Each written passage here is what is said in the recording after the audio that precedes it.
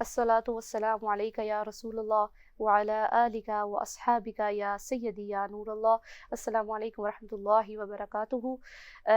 जैसा कि आपको मैंने शाबान की बरकतों के बारे में, रहमतों के बारे में और उसकी फ़जीलतों के बारे में मैंने आपसे पहले चंद एक बातें मैंने आपको बयान की हैं। और आज जो है मैं शाबान अल मुअज़्ज़म की एक बाबरकत रात के बारे में ज़िक्र करूँगी, जिसको 15 शाबान कहा जाता है। इस रात की फ़जीलत के बारे में मैं आपको चंद एक बातें जो हैं वो बताऊँगी कि हमारे आका अलैहिस्सलातु वस्सलाम ने इसके बारे में क्या फ़रमाया है। तो इमाम इब्ने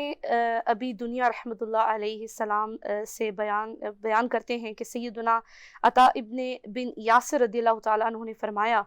कि 15 शाबान की रात को जो मौत का फ़रिश्ता है उसको हमारा जो है वो नामा इमाल दिया जाता है।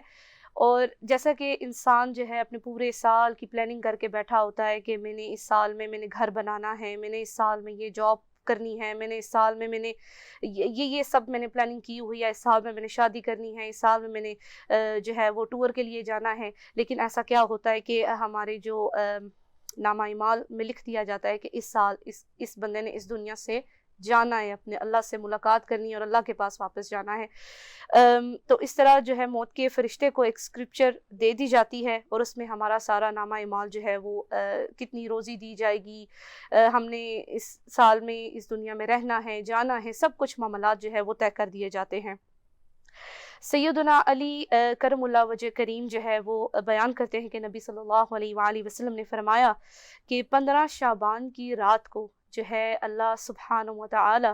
पहले अर्श पर आते हैं और कहते हैं अपने बंदों से, कोई है मुझसे रोज़ी मांगने वाला जिसको मैं रोज़ी अता करूं, कोई है मुझसे बख्शिश मांगने वाला जिसको मैं बख्शिश अता करूं, कोई है मुझसे मग़फ़िरत मांगने वाला मैं उसकी मग़फ़िरत करूं, और कोई है मुझसे पनाह मांगने वाला मैं उसको पनाह अता करूं। इसी तरह जो है द 14 शाबान आफ्टर जो है असर सलात at the time of sunset आपने क्या पढ़ना है, ला हौल वला कुव्वता इल्ला बिल्लाहिल अलिय्यिल अज़ीम का आपने ख़ुसूसी जो है बहुत ज़्यादा विर्द करना है। अव्वल आखिर दरूद शरीफ के साथ 40 टाइम्स आपने ये पढ़ना है। और फ़र्ज़ नमाज़ों पे अपनी ख़ुसूसी जो है आपने फ़ोकस करना है कि मेरी फ़र्ज़ नमाज़ें भी पूरी हों, और इसके अलावा एक्स्ट्रा जो इबादत आप करना चाहें वो आप नफली इबादत जैसे तहज्जुद हो गई,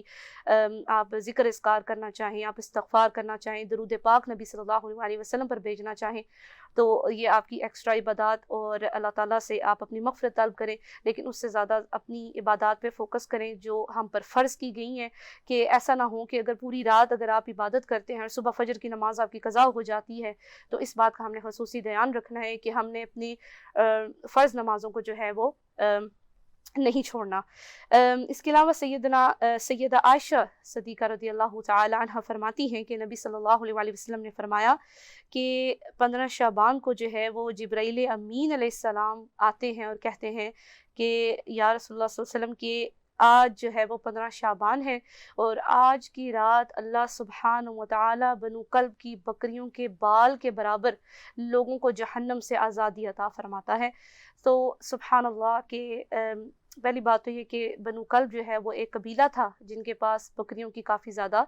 तादाद होती थी। तो आप खुद अंदाज़ा लगाएं कि क्या हम अपने बाल जो हैं कि हम उनको काउंट कर सकते हैं, नहीं कर सकते। तो हज़रत जिब्राईल अमीन ने क्या फरमाया कि बनु कल्ब की बकरियों के बालों की तादाद के बराबर अल्लाह ताला जहन्नम से लोगों को आज़ादी फरमाता है, रिहा करता है, उनको निजात देता है। ये कितनी खूबसूरत रात है कि हमें अल्लाह ताला को राज़ी करना है, अल्लाह से ख़ुसूसी अपना दिल पाक साफ़ करके मुआफ़ करके लोगों से माफ़ी मांग के और अल्लाह ताला के बारगाह अपने दिल को पाक साफ़ करके जो है अल्लाह के यहाँ पेश होना है। और कुछ लोग ऐसे हैं कि जिनकी इस रात भी जो है वो बख्शिश नहीं होगी जब तक कि वो अल्लाह की बारगाह में सच्ची तौबा ना करें। उसमें से कुछ लोग ऐसे हैं जो शिर्क करेंगे, यानी कि अल्लाह ताला के साथ शरीक ठहराते हैं। जब तक वो माफ़ी नहीं अल्लाह से मांगेंगे तब तक उनकी जो है वो बख्शिश नहीं होगी। शिर्क के बाद जो बड़ा गुनाह है वो अपने माँ बाप की नाफरमानी है। अगर आपने अपने माँ बाप का दिल दुखाया है तो उनसे भी माफ़ी मांग लें کہ غلطی ہو گئی ہے، ہمیں معاف کر دیں. اپنے ماں باپ کی دل آزاری جو ہے وہ اللہ تعالیٰ کو سخت ناپسند ہے. جب تک آپ معافی نہیں مانگیں گے تب تک اللہ تعالیٰ بھی جو ہے وہ آپ کو معاف نہیں کرے گا. ایک وہ ہے کہ جو اپنے دلوں میں بغض یا نفرت دوسروں کے لیے رکھتے ہیں، جب تک اپنا دل صاف نہیں کریں گے تب تک اللہ تعالیٰ آپ کی توبہ کو قبول نہیں کرے گا. وہ لوگ جو اپنے خونی رشتوں سے قطع تعلق کرتے ہیں، اپنے رشتے ذرا ذرا سی بات پہ کہ بس ہمارا مرنا جینا ختم ہے، اب ہم نے ہمارا نہیں گزارا، تو خدا را اللہ تعالیٰ سے خصوصی توبہ کرنی ہے کہ 3 دن سے زیادہ ناراضگی نہیں ہوتی ہے. تو اپنی پہل کریں، اپنے رشتوں کو جوڑ کے رکھیں، اپنے رشتوں سے محبت کریں اور اللہ تعالیٰ کی بارگاہ میں اپنے آپ کو صاف دل کے ساتھ پیش کریں. ایک وہ ہے جو شراب کا جو عادی ہے، وہ شخص اگر جب تک توبہ نہیں کرے گا تب تک جو ہے بخشش نہیں ہوگی. اور ایک اور روایت میں آتا ہے کہ امام احمد بن حنبل رحمۃ اللہ علیہ السلام سے روایت ہے کہ عبداللہ ابن عمر جو ہے وہ فرماتے ہیں کہ جو قاتل ہے، جو قتل کرتا ہے، اس کی بھی بخشش نہیں ہوگی جب تک وہ اللہ تعالیٰ کی بارگاہ میں معافی نہیں مانگے گا. تو سیدہ عائشہ رضی اللہ تعالیٰ عنہ فرماتی ہیں کہ نبی صلی اللہ علیہ وسلم نے فرمایا کہ 15 شعبان کی رات